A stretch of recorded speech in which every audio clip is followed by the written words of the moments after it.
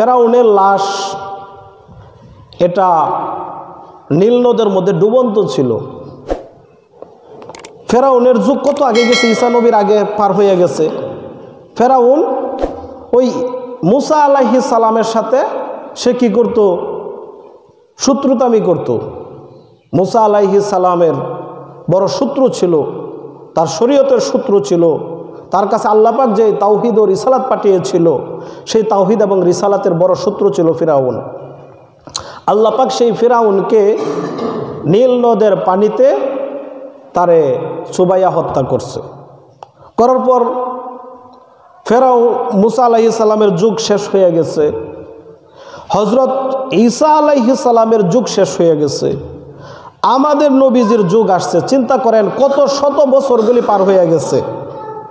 তো আমাদের নবীজির কাছে যখন কোরআন আসে, তখন কোরআনে আয়েশা বলতেছে যে মুসা নবীর যুগে একজন ফেরাউন ছিল, সে নিজেকে আনাল রব্বুল আলা আনাল হক, সে নিজেকে রব দাবি করত, নিজেকে প্রভু আল্লাহ দাবি করত।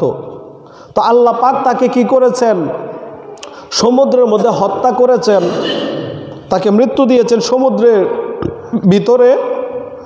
কিন্তু আল্লাহ পাক তার লাশটাকে হেফাজত করেছেন। সমুদ্রের ভিতরে যখন সে ডুবে মারা গেছে, এত দীর্ঘ শত বৎসর পার হয়ে গেছে, তাকে সমুদ্রে অনেক বড় বড় প্রাণী আছে, জলজ প্রাণী আছে, সেইগুলি তাকে ভক্ষণ করার কথা ছিল।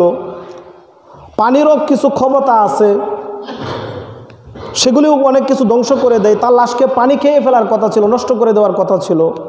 কিন্তু আল্লাহ পাক কোরআনের আয়াত নাজিল করে জানায় দিয়েছেন যে আমি ফেরাউনের শত্রু, মুসার শত্রু ফেরাউনকে সমুদ্রে ডুবিয়ে হত্যা করেছি, আর তার লাশকে আমি হেফাজত করেছি, যেন পরবর্তীতে যে সকল স্বৈরাচার আল্লাহর অবাধ্য মাথা ছাড়া দিবে, তারা যেন তার এই লাশকে দেখে শিক্ষা নিতে পারে।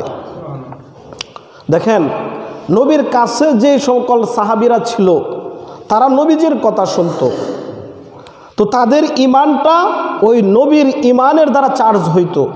তাহলে কীরকম চার্জ হয়েছিল তাদের ইমান?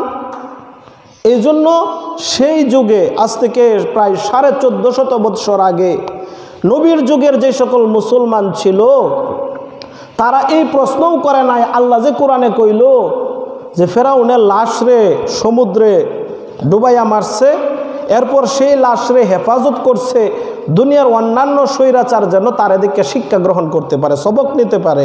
তাহলে সেই ফেরাউনের লাশটা কই? কোরআনে কি তাহলে মিথ্যা আয়াত নাজিল হইল? নাউজুবিল্লাহ। তাদের মনের মধ্যে এই সন্দেহটাও আসে নাই।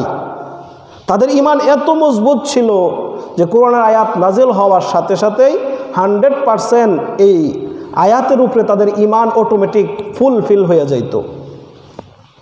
কিন্তু আমাদের যুগের মুসলমানের ইমান কেমন? এখন যদি এই ফেরাউনের লাশটা আমরা না দেখতাম, তাহলে খালি আয়াহের জিগাইতাম, হুজুর কোরআনে বলে কইছে মুসা নবীর যুগের যে ফেরাউন আছে, হের লাশ রে বলে আল্লাহ হেফাজত করছে সমুদ্রের মধ্যে। কইতে হের লাশ?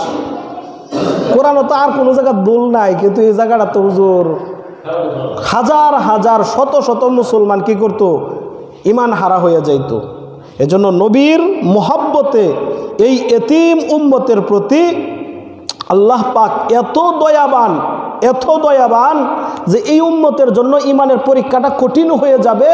এজন্য আল্লাহ পাক ফেরাউনের লাশরে এখন আর ওই সমুদ্রের পানির মধ্যে শুটকি বানায়া হেফাজত করেন নাই, এটারে মিশরের মিউজিয়ামে জাদুঘরে এটারে উড়াইয়া দিছে যে দেখো, দেখে তোমরা কোরআনের উপরে ইমান তোমাদের ফুল করো।